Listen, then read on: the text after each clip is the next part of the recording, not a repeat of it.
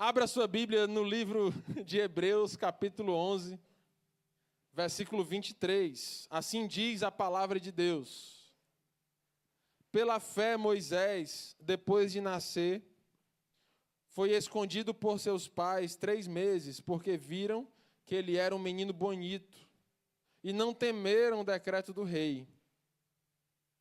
Pela fé, Moisés, sendo homem feito, recusou ser chamado filho da filha de Faraó, preferindo ser maltratado junto ao povo de Deus a usufruir os prazeres transitórios do pecado. Ele entendeu que ser desprezado por causa de Cristo era uma riqueza maior do que os tesouros do Egito, porque contemplava a recompensa. Pela fé, Moisés abandonou o Egito, não ficando amedrontado com a ira do rei, pois permaneceu firme como quem vê aquele que é invisível. Pela fé, celebrou a Páscoa e o derramamento do sangue, para que o exterminador não tocasse os primogênitos dos israelitas. Pela fé, os israelitas atravessaram o Mar Vermelho, como por terra seca. Quando os egípcios tentaram fazer o mesmo, foram engolidos pelo mar. É isso. E eu quero chamar você a ler também o capítulo 12. Dá um pulinho para frente aí no mesmo livro. Portanto, também nós, visto que temos a rodear-nos tão grande nuvens de testemunhas, livremo-nos de todo o peso e do pecado que tão firmemente se apega a nós, e corramos com perseverança a carreira que nos está proposta, olhando firmemente para o autor e consumador da fé, Jesus, o qual, em troca da alegria que lhe estava proposta, suportou a cruz, sem se importar com a vergonha, e agora está sentado à direita do trono de Deus. Aleluia.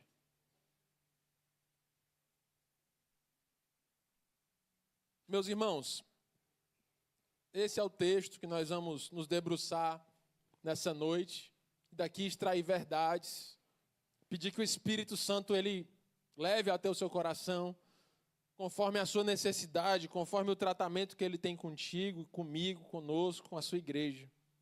Esse texto ele fala sobre pessoas, o texto todo, sobre pessoas que eram pessoas comuns, assim como nós, mas que de alguma forma viveram de maneira extraordinária. Eram pessoas comuns que entenderam um Deus incomum, um Deus sobrenatural, e diante desse Deus se lançaram completamente e viveram grandes obras, atravessaram o mar, viram muros cair, viram grandes coisas acontecerem, milagres, sinais, prodígios. E o autor de Hebreus, ele separa grande parte desse texto para falar sobre Moisés. São 39 versículos no capítulo 11, e 7 desses 39 são separados a Moisés, aos que são chamados de heróis da fé. Algo muito interessante acontece aqui. E algo une todos esses nomes. São muitos nomes. Desde lá de Abraão até os juízes, os reis, são muitos nomes. Mas algo os une. Algo une essas pessoas. E sabe o que é que além, mais de uma coisa une, mas algo que eu gostaria de separar para essa noite. Todos eles passaram por um intenso processo de transformação. Se você observar o início do chamado de Moisés, o final da sua vida, o seu processo, houve uma grande transformação. Se você olhar a vida de Abraão, lá quando ele sai da terra do seu pai, da terra de Harã, e ele vai conquistando, ele vai sendo excelente, ele vai percebendo Deus, a progressiva promessa de Deus vai se tornando cada vez mais palpável na vida dele. De repente, aquilo que era uma palavra meio que difícil de cumprir, de repente estava vivo ali nos seus braços, na forma de Isaac, o seu filho. A gente vai vendo a transformação que acompanha a vida de todos esses homens e mulheres que compõem o capítulo 11 do livro de Hebreus. E essa transformação, ela tem um combustível. A transformação, ela tem um combustível. A transformação é como uma estrada que nós percorremos de modo que, se nós olharmos para o Tomás lá de trás, lá do início da sua fé, nos seus passos, e olhar para o Tomás hoje, pai de 3 filhos, um homem trabalhador, um servo do Senhor, vê-se sinais de transformação do Evangelho. Mas eu quero dizer a vocês, essa transformação, ela não acontece do nada. Essa transformação, ela não acontece por mágica. Essa transformação, ela não acontece assim de maneira natural. Não. Essa transformação, ela acontece com combustível. Assim como você vai no posto de gasolina, vai lá, abre o tanque da sua moto e enche de gasolina. O seu carro, da mesma forma, existe um combustível da transformação. E esse combustível se chama renúncia. Renúncia. É sobre isso que nós vamos falar nessa noite. É sobre renúncia. É um elemento fundamental da transformação. Em 2 Coríntios 5,17, o apóstolo Paulo enfatiza essa necessidade quando ele diz: se alguém está em Cristo, é nova criatura, as velhas coisas ficaram para trás, e eis que se fazem novas todas as coisas. Em Gálatas capítulo 2, o apóstolo Paulo continua nessa mesma ideia, dizendo: agora não mais eu vivo, mas Cristo vive em mim. Renúncia, deixar para trás as velhas coisas, andar para o alvo. Em Filipenses 3,13, o apóstolo Paulo diz: esquecendo-me das coisas que para trás ficam, eu sigo andando para o alvo da minha vida. Jesus é o alvo da minha vida, e por ele eu renuncio tudo. Poderíamos falar aqui de tantos homens e mulheres de Deus, como João Batista, naquela música que cantamos aqui no domingo, é ele perdendo tudo, com amor e com alegria. São homens e mulheres que renunciaram, que foram transformados e viveram o melhor de Deus nas suas vidas nessa terra. Vou fazer uma pergunta aqui a você. Quem quer viver essa vida? Meus irmãos, uma verdade, a vida passa, sabe? A vida passa. A vida passa ligeiro. Estamos em 25. Um dia desse foi Copa do Mundo, já podemos dizer, próximo ano tem Copa. A vida passa. Nossos filhos crescem, as crianças crescem, o tempo passa, o calendário muda, 25, 26, parece que são números, mas na sua correria, a vida passa. E nós corremos o risco de cair na tentação de viver uma vida de qualquer jeito, de viver uma vida passando batido, de chegar no final da vida, olhar para trás e ver que nada aconteceu. Porque a vida passa, os dias engolem a nossa semana, o nosso mês, de repente passa 1 ano, 2 anos, 10 anos. E não é essa a proposta do Evangelho. O Evangelho propõe a formação de um povo que é forte, de um povo que move a vida, de um povo que atrai a atenção de Deus para essa terra por uma intensa adoração. E ao redor desse povo, grandes coisas acontecem. É isso que está escrito na distribuição dos dons do Espírito. É o dom da fé, é o dom para curar, é o dom para profetizar, é o dom para ver sinais, prodígios, maravilhas. A Bíblia nos propõe tantas maravilhas e muitas vezes corremos o risco de cair na tentação, de sermos levados pela vida. Mas hoje eu quero te despertar em nome de Jesus, para que nós possamos andar no caminho da transformação. É isso que Jesus propõe no seu reino, um reino de pessoas transformadas. E uma das marcas do povo desse reino é a renúncia. É um povo que abre mão de coisas para conquistar coisas mais excelentes. É um povo que todo dia deve fazer as suas escolhas. E todo dia escolhe Deus. E todo dia escolhe o Senhor. E todo dia abre mão das coisas passadas. Observando bem o livro de Hebreus, no capítulo 10, que eu não vou ler todo para vocês, mas ele tem um grande tema. O grande tema do capítulo 10 de Hebreus é: ei, perseverem. Sabe quem eram os hebreus? Carta aos Hebreus, eram pessoas que estão numa situação parecida com a nossa, gente.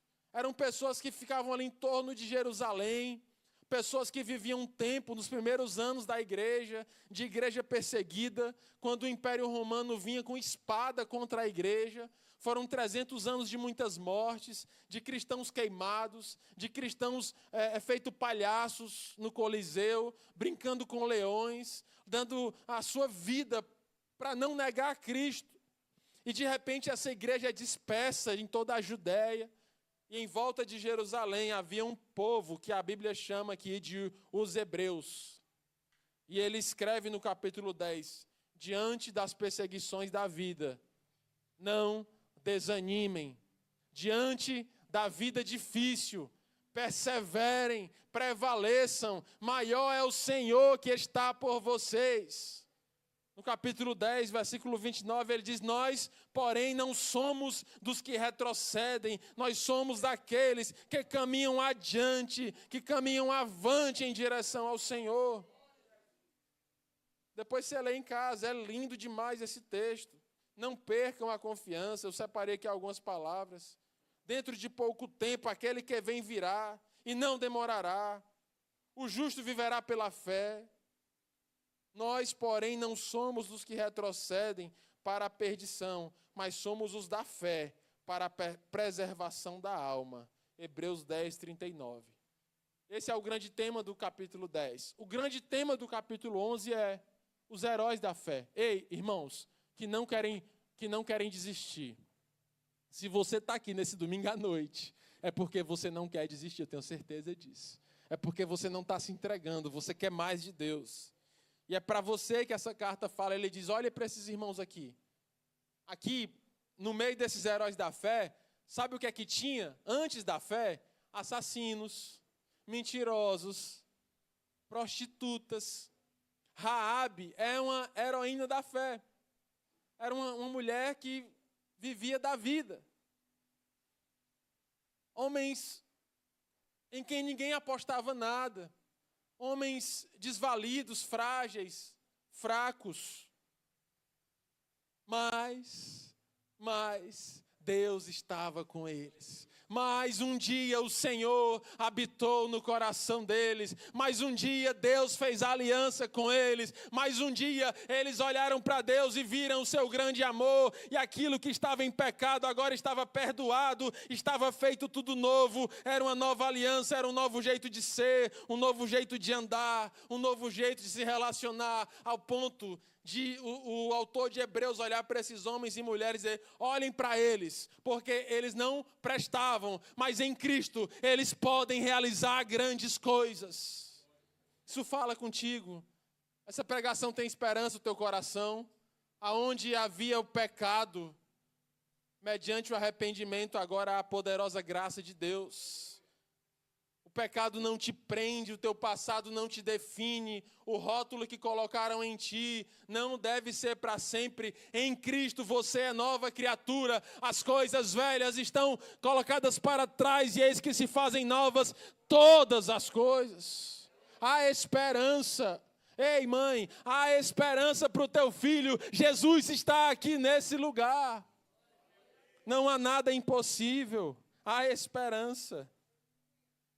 E no capítulo 12, ele chama a gente. Se no 10, ele faz um apelo à perseverança. No 11, ele mostra os irmãos que perseveraram. No 12, ele pergunta, e aí? E aí? E agora nós, tão rodeados de tão grande nuvem de testemunhas? E nós? E eu? E o Luciano? E o pastor Walter? E o irmão Celino? O que é que nós vamos fazer? O que é que está nas nossas mãos? O que é que nós vamos fazer da vida? Como nós vamos aproveitar os nossos dias para a glória de Deus? Como nós vamos aproveitar esses anos que temos aqui na terra, que estão passando ligeiro? Como nós vamos fazer valer a pena esse tempo que Deus está nos dando? Esse é o grande tema do capítulo 12. Por que enfatizar Moisés para nos trazer esse exemplo? Por que o autor de Hebreus enfatizou Moisés? Sabe por quê, meus irmãos? Porque nesses 7 versículos que nós lemos, fala sobre a capacidade que Moisés encontrou em Deus de fazer as escolhas certas. Quarta-feira passada, Aliás, no domingo passado, o pastor Walter pregou sobre oportunidades. Nós não podemos perder oportunidades. Moisés, ele foi um homem pecador, do mesmo jeito que nós. Mas em momentos-chave da sua vida, ele renunciou certo. Ele escolheu certo. Ele tomou a decisão certa. E eu quero te convidar a fazer isso da mesma forma. Em momentos chaves da tua vida, a renunciar certo, a entregar certo, a abrir mão certo. Timóteo, renunciar por quê? Renunciar sabe por quê? Porque Deus é maior.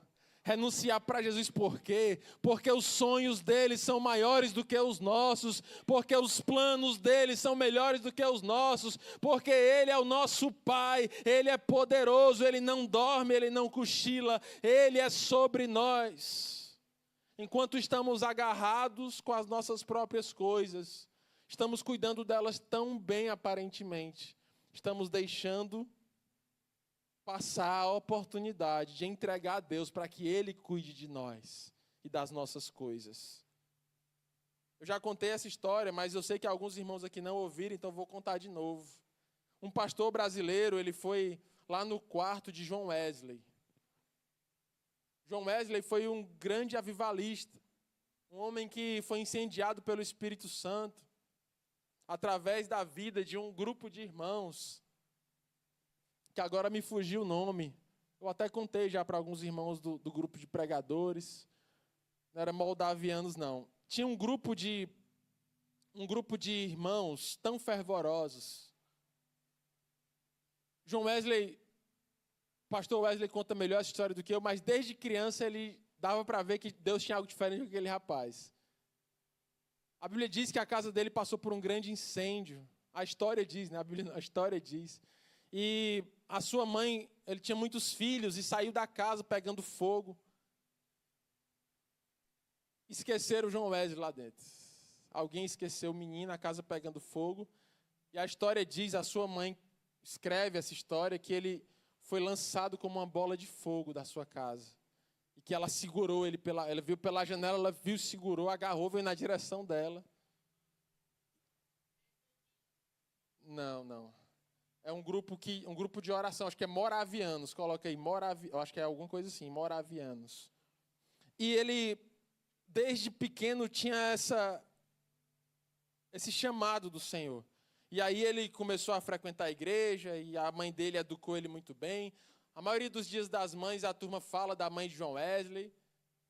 E houve um dia que ele estava num barco, e esse barco começou a querer naufragar, sabe? O barco começou a balançar demais, entrar água no barco, e ele começou a se desesperar, vou morrer, chegou o meu dia, passou o filme, e aí ele disse que ouviu um cântico, uma voz, algumas vozes cantando suavemente em meio àquele caos, e ele foi até aquela voz e disse, vocês não estão desesperados, a gente vai morrer. E aqueles irmãos cantando disseram, nós temos a certeza de para onde vamos. Não há desespero, ainda que a gente morra, o Senhor nos espera, há uma vida eterna que nos espera. E aquela experiência mexeu tão profundamente com John Wesley que ele fez um compromisso com Deus. Ele disse, eu não vou mais pregar o Evangelho enquanto eu não estiver completamente incendiado pelo Espírito Santo de Deus.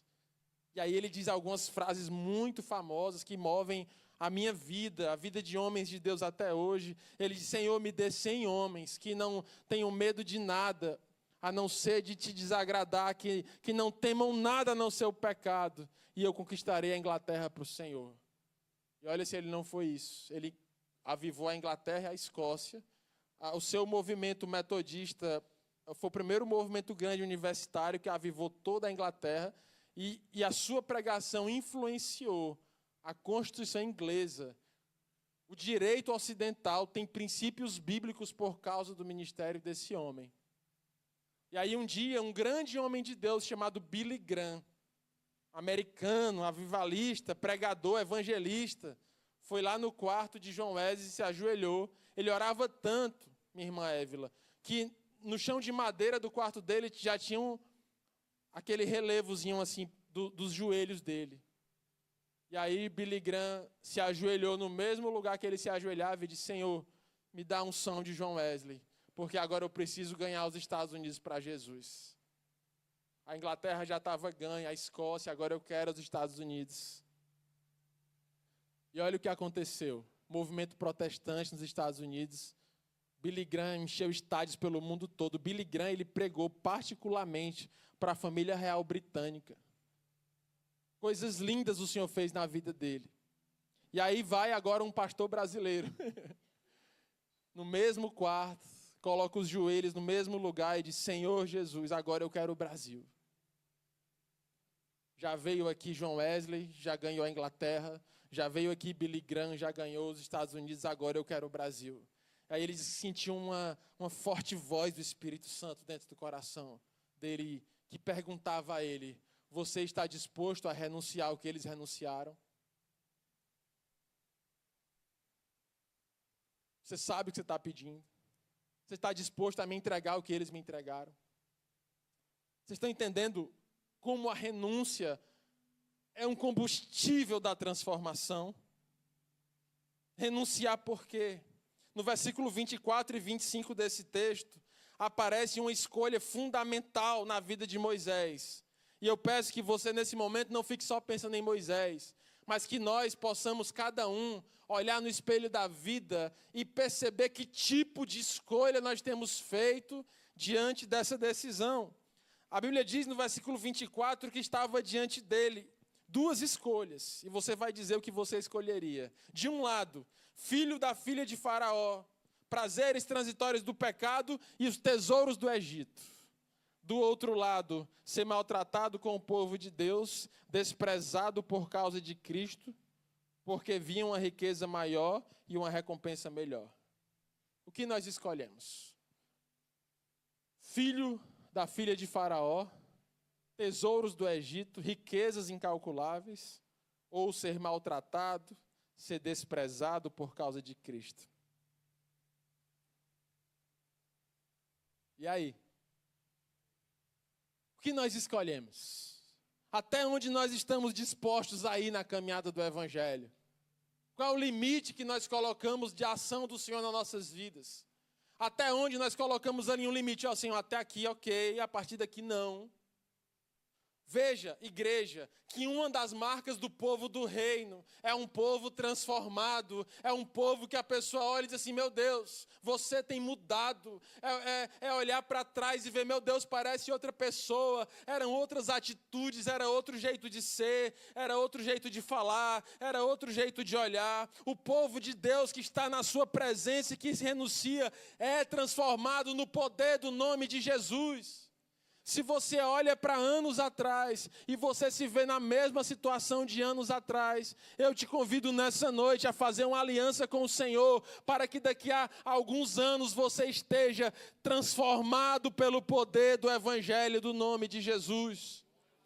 A marca dos heróis da fé era gente transformada, gente que mudava, gente que deixava velhas coisas para trás. Era Pedro, que era estourado e agora foi feito homem manso.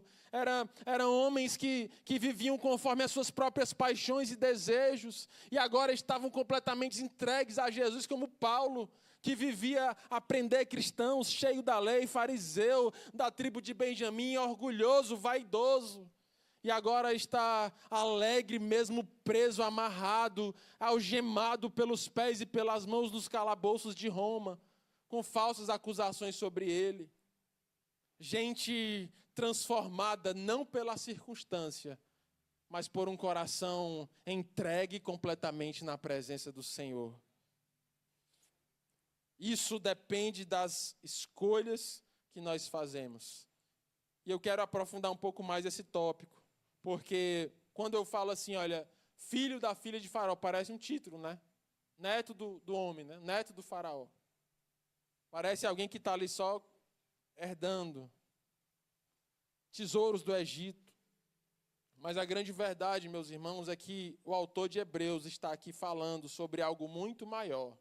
Ele está falando sobre uma cultura que milita, que briga, que guerreia dentro do nosso coração. dentro do nosso coração, do meu coração, milita, guerreia a cultura desse mundo contra a cultura do céu. Sim ou não, igreja? Sejamos francos, sejamos sinceros. Dentro do nosso coração há uma guerra entre os tesouros do Egito, os prazeres momentâneos dessa terra, e aquilo que Deus tem para nós, mesmo que pareça desprezo, maus tratos do povo de Deus, mas ali está a verdadeira riqueza. É uma mudança cultural, é uma mudança do jeito de ser, do jeito de falar, do jeito de agir, do jeito de pensar, do jeito como nós olhamos a vida, porque como somos, refletem quem é o nosso Pai, quem tem governado nossas vidas. Se nós governamos o nosso jeito, a nossa vida, a nossa maneira, nós vamos ficar cada vez mais parecidos com nós mesmos. Mas se nós deixamos o Senhor governar e mudar e transformar, nós ficamos a cara do Pai, a imagem do Pai, do jeito do Pai. Todos nós temos elementos culturais a serem renunciados. Do jeito que nós nos moldamos, a maneira como nós aprendemos. Isso a psicologia, a psiquiatria falam tanto sobre isso. Aquilo que nós somos, sabe o que é, gente? É um conjunto de fatores. Ou que nós aprendemos com pessoas ao nosso redor, ou que nós desenvolvemos para nos defender de ofensas, de feridas. E aquilo vai moldando um coração que vai escapando de um jeito ou de outro. Um exemplo, se alguém já foi traído, ele blinda o coração dele para nunca mais ser traído. E ali ele já não se expõe tanto, ali ele já constrói um muro, uma barreira, ali ele já bota uma máscara, ali ele já constrói e se defende de algo, porque ele acredita que ele pode se defender sozinho. Mas a grande verdade é que o Evangelho, ele nos chama a lançar fora toda máscara. O Evangelho, ele nos chama a derrubar todos os muros que nos afastam do Senhor e dos irmãos. O Evangelho nos chama à exposição total do nosso velho eu, para que diante do arrependimento haja uma transformação total daquilo que Deus tem para as nossas vidas. Mas para isso é preciso renúncia, é preciso se esvaziar. É preciso deixar Deus trabalhar. É preciso descer à casa do oleiro.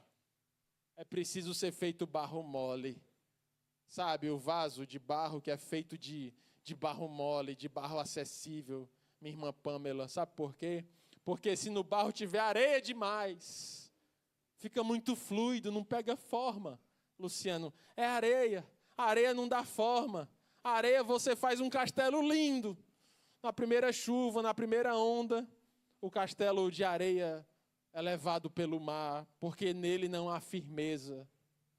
Nós somos uma geração chamada de geração fluida, uma geração que não se molda, uma geração que escapa, uma geração que escorrega na sua sexualidade, na sua identidade. Há uma fluidez nas relações que são frágeis, por nada ou por pouco.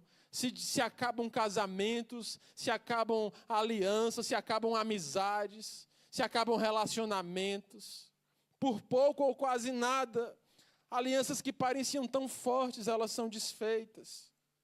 Porque esse é um dos retratos da nossa geração. Por outro lado, se o barro ele for duro demais, se ele for pedrado demais, ele não pode ser moldado. Ele não se deixa ser moldado. Sabe o que eu quero dizer com isso, meus irmãos? Que existe um ponto certo. E esse ponto certo é o ponto do oleiro. É o barro mole, é o barro molhado, é o barro aquecido, é o barro quente nas mãos do oleiro. Porque ele sabe como fazer para tirar as nossas feridas, os nossos medos, os nossos traumas. Isso só é possível com o combustível da renúncia. Numa sociedade que eleva tanto eu, que diz, seja você mesmo, siga os seus sonhos, siga o seu coração, você é isso, você é aquilo. Numa sociedade que bota o ser humano lá em cima, o Evangelho nos chama a total humilhação e renúncia pelo poder do nome de Jesus. Num povo que diz, eu não sou nada porque o meu Cristo, Filho de Deus, se humilhou e morreu morte vergonhosa. Foi o maior exemplo de renúncia por mim. O Sermão do Monte, que tem sido alvo das nossas pregações na Sexta Viva, ele é uma amostra da obra de Jesus no coração da humanidade. Sabe por quê? Porque quem é o maior hoje? Quem é o maior jogador de futebol hoje? Quem é? Diz aí, Tomás, tu que entende. Não vá citar ninguém do Ceará não, para a gente não ficar com... Porque... Diga aí, o maior jogador hoje. Diga aí, hã?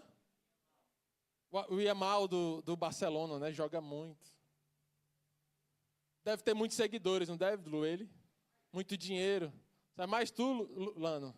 Ele não passa não. Se botar ele ali no campo do seu Arnaldo ali, ele não passa de ti não. Quem é o maior artista dessa geração? O maior cantor? Você entende? Como para a gente o maior é aquele que tem mais, é aquele que ganha mais, é aquele que arrebata mais pessoas. E assim as pessoas vão se movendo, e esses ídolos eles vão mudando, vão tendo um ciclo, e o ser humano vai sendo exaltado nessa terra.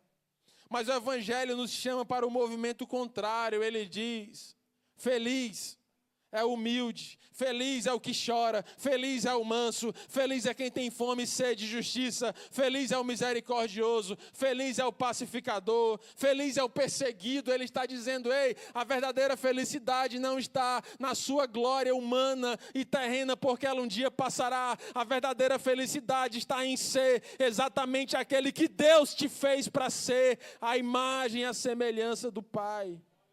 É preciso confiar nisso. É uma mudança de mentalidade. Não era só Moisés deixar de ser chamado filho da filha do faraó, não. Era uma mentalidade do Egito que estava sobre ele. Antes de Deus tirar o povo do Egito, ele tira Moisés do Egito, trata com ele 40 anos para dizer, agora sim você está pronto para ir tirar o povo do Egito. Porque antes de viver grandes coisas nessa terra, é preciso que a gente saia do Egito, saia do pecado, saia do local da desobediência de Deus e caminhe em direção à Nova Jerusalém. A estrada da transformação, Everton, ela tem um ponto de partida e tem um ponto de chegada. Ela sai do Egito. Todos nós um dia estávamos no lamaçal do pecado, pobres e perdidos. Essa é uma realidade. Não há nada de bom em nós. Não sei o que é que os coaches têm pregado por aí, mas nós estamos aqui diante do Evangelho, que diz que todo homem é pecador e carece da glória de Deus. Esse é o Evangelho. E tem uma estrada que nos tira desse lugar. É a estrada do arrependimento, da renúncia, da transformação. Mas fique sorrindo aí, dê um sorriso bem bonito, sabe por quê? Porque tem um destino maravilhoso. Todos esses homens e mulheres citados aqui em Hebreus 11 estarão assentados nas bodas do Cordeiro numa grande mesa celestial, porque eles chegaram ao destino da Nova Jerusalém, um lugar glorioso, um lugar maravilhoso, o lugar que Deus tem preparado para a sua igreja. Mas a Bíblia diz aqui no versículo 27 que há um inimigo, e esse inimigo ele fica irado. Faraó está irado. Ele está irado, tentando fazer o quê? Roubar, tentando apagar, tentando desanimar, tentando endurecer o barro, tentando endurecer o coração, tentando esfriar o amor, tentando mudar a tua visão, tentando colocar no teu coração uma visão diferente do que Deus fez na tua vida. Eu chamei isso aqui, e um nome que eu dei, não quer dizer que seja um nome finalizado, mas eu escrevi aqui, o diabo, o inimigo, o faraó dos nossos tempos. O faraó é um tipo uma expressão do mal na Bíblia, esse faraó. eu coloquei aqui como a mentalidade da escassez. Sabe, o inimigo, ele chega no coração de Adão e Eva e diz assim, olha, não olhe para tudo que você pode, deseje o que você não pode. Não olhe para tudo que está sobrando, que generosamente Deus criou. Olhe para o que está faltando, para o que Deus não deixou. E ali, antes da maçã ou do fruto proibido entrar no esôfago, no estômago de Eva, já havia entrado a dúvida, a fofoca, a maledicência no seu coração. Comeu o fruto. Foi só uma consequência de uma mentalidade do pecado. O diabo, uma vez que ele vê esse movimento acontecendo na tua família, uma família que estava antes entregue ao pecado e agora está caminhando para a Nova Jerusalém, ele se ira e ele se move para colocar na tua vida a mentalidade da escassez. E eu vou descrever essa mentalidade. Se porventura essa mentalidade estiver no seu coração, eu te convido nessa noite a uma noite de libertação. Porque é uma tentação diária, meus irmãos. A mentalidade da escassez, ela nos faz olhar e focar a nossa vida a partir daquilo que nós não temos. E tira do nosso coração a gratidão por aquilo que nós já temos. A mentalidade da escassez, ela faz o povo de Israel que acabou de ver o mar vermelho aberto, que acabou de ver um milagre tão grande como o mar se abrindo, que acabou de andar a pé enxuto, que acabou de ver tão grande provisão, começar a murmurar, vez após vez, no deserto em direção a Canaã. Vez após vez, reclamação e reclamação em todos os sentidos. Eles reclamavam, não era melhor ter morrido lá não tinha cova não para a gente, trouxe para morrer aqui. Lá não tinha água boa, trouxe para beber essa água amarga, as águas de Mara, como está escrito lá no livro de Êxodo. O Senhor nos trouxe aqui para padecer. Quem foi que colocou você como líder sobre a gente, Moisés? Murmurações morais, murmurações espirituais, murmurações carnais. Todo tipo de murmuração eles fizeram porque o inimigo estava reinando sobre a mente deles, porque Moisés tira eles do Egito, mas o Egito ainda estava no coração deles. Ei, antes de julgar aqueles irmãos, vamos olhar para nós mesmos e observar se por acaso há no nosso coração esse espírito de murmuração e de reclamação. Faça um propósito com o seu Senhor, essa segunda-feira agora, que se chama amanhã, dia 27 de janeiro, eu vou passar o dia sem reclamar. De nada. De nada. Quem está comigo nesse propósito? Agora tem que ter uma prenda. E se eu falhar? Ah, igreja. E se eu falhar? Eu vou agradecer por 3 coisas em voz alta. Sabe um exercício que eu fiz lá em casa com certa criança, que estava querendo ficar com o coração reclamão. Eu não vou citar o nome porque ela está aqui olhando para mim. Pensa num treino do coração, é você exercitar a gratidão, porque o contrário do espírito da escassez é o espírito da paternidade de Deus. Sabe por quê? Porque a escassez, ela começa te olhando assim, ó. Ei, olha para o que está faltando. Ei, olha para a carne que não tem. Ei, olha para isso que está faltando. Ei, olha para esse dinheiro que não tem. Olha para aquilo que está faltando fisicamente. Aí, de repente, você começa a olhar para as pessoas, na mentalidade do que falta nelas, esquecendo de agradecer por quantas outras coisas boas há nelas e Deus já fez através delas. O espírito da escassez é uma arte do inferno de Satanás, que nos faz olhar uns para os outros e só ver os defeitos daquilo que está faltando. É o espírito das trevas, que vem causando divergências e divisões em igrejas, geração após geração. E ele está repreendido em nome de Jesus, porque sobre nós está o Espírito de Cristo. O Espírito de Cristo, ele olha para Zaqueu e não olha para o que falta do caráter, para que gerou corrupção. Ele olha para o potencial de Deus que há nele e diz, desce daí, Zaqueu, porque eu vou comer na tua casa. O Espírito de Cristo, ele não olha para nós no que está faltando, ele olha para nós no potencial da paternidade de Deus, que é poderoso para restaurar e para realizar tão grande obra. O Espírito de Cristo, ele me faz olhar para o meu amigo irmão Luciano e dizer: quão linda obra o Senhor faz na vida desse homem. Tem defeitos? Tem, igual a mim. Não, irmão, a gente tem liberdade para falar dessa forma. Tem defeito, Big? Tem defeito? Eu também tenho, mas olha para quantas coisas boas o Senhor tem feito.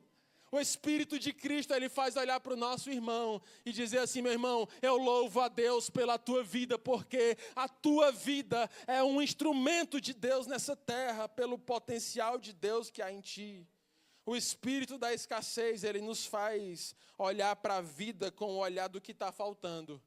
E o Espírito de Cristo, ele nos faz olhar para a vida com um olhar de gratidão pelo que ele já tem feito, na esperança do que está por vir.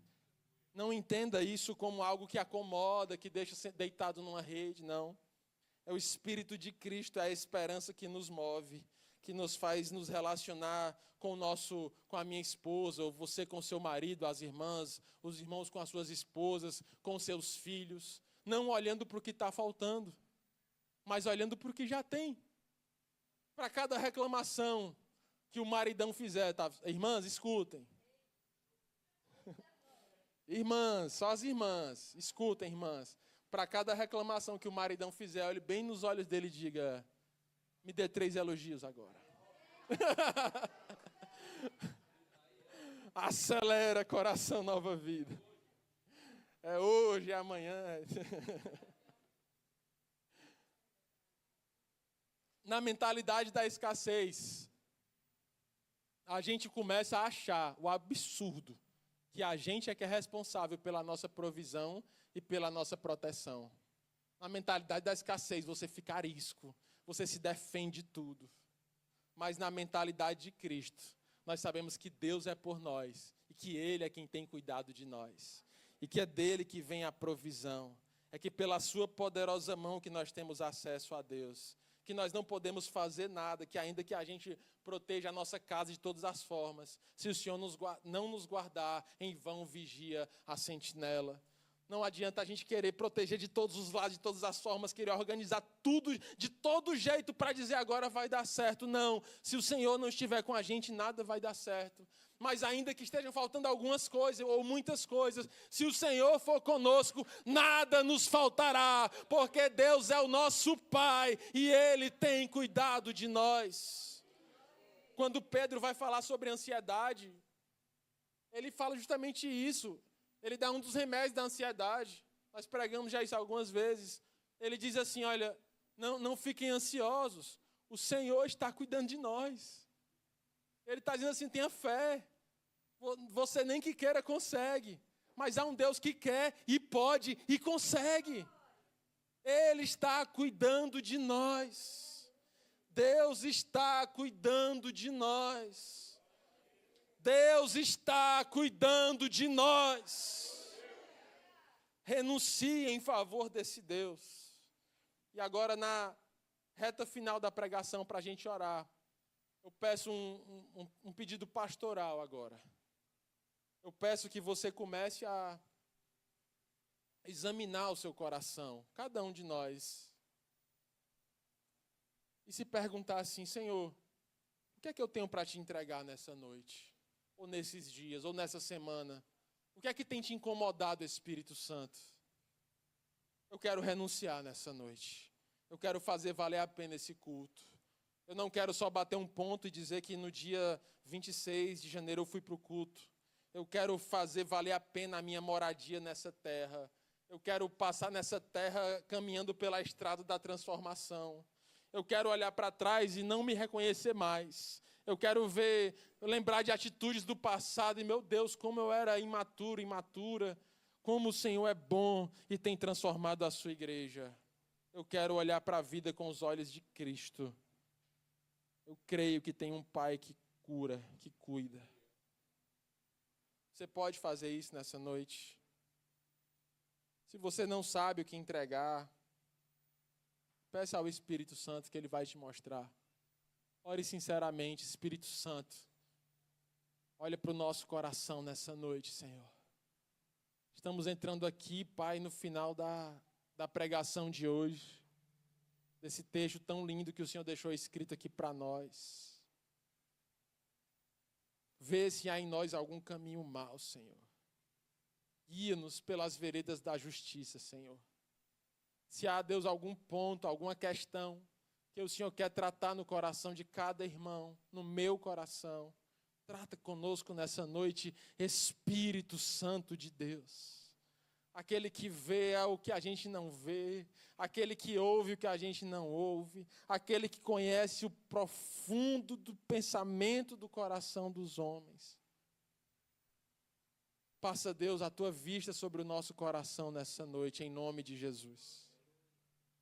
No versículo 27, a Bíblia diz assim: pela fé Moisés abandonou o Egito. Mais uma renúncia. Não amedrontado com a ira do rei Faraó, pois permaneceu firme, como quem vê aquele que é invisível. Eu queria destacar isso daqui, já pensando no Hebreus 12. E nós? E nós? E agora nós, rodeados de tão grande nuvem de testemunhas, igreja. Nessa terra reina o Faraó, que a Bíblia chama de príncipe desse mundo, que João chama de o espírito do anticristo. Timóteo, que loucura é essa que você está pregando? Meus irmãos. Abra qualquer site aí de notícias, você vai ver os sinais do espírito do anticristo.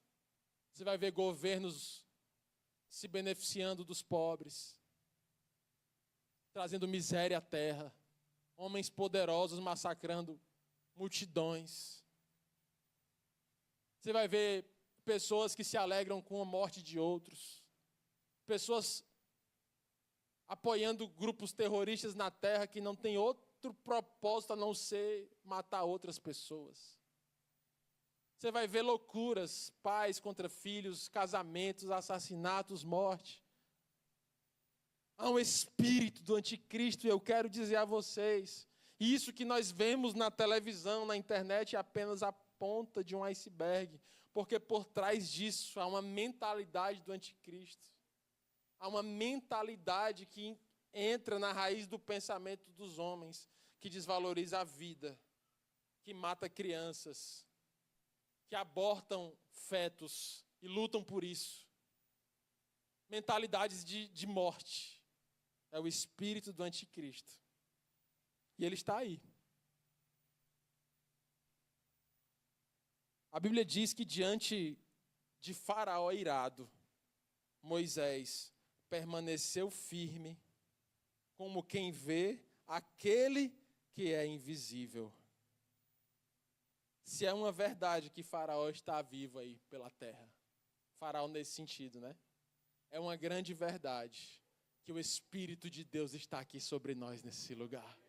É uma grande verdade que nos últimos dias o Espírito de Deus é derramado sobre toda a terra. É verdade que os jovens profetizarão. É verdade que os velhos terão visões. É verdade que aquilo que é natural será sobrenatural. É verdade que o Senhor vai mudar as ordens das coisas, porque o Espírito de Deus está no meio do seu povo, se manifestando, se movendo para realizar a sua grande obra. Êxodo capítulo 2, versículo 14, diz que Moisés teve medo. Está escrito, Moisés teve medo. Não seria de surpreender ninguém, Moisés teve medo. Quem aqui já não teve medo? Diante da vida, diante de uma conta, diante de uma dívida, diante de um passo que você tinha que dar, diante de uma decisão para ser tomada. Quem aqui é normal ter medo? Mas a Bíblia diz que diante do medo, Moisés olhou para aquele que é invisível e creu e fez aliança com ele e perseverou e prevaleceu, porque ele conhece aquele que o chamou. O que nós iremos renunciar hoje para o Senhor? Há uma guerra acontecendo. Vem cá, Wesley, vamos tocar aqui, meu irmão. Quem somos nós nessa guerra? com quem nós temos feito alianças.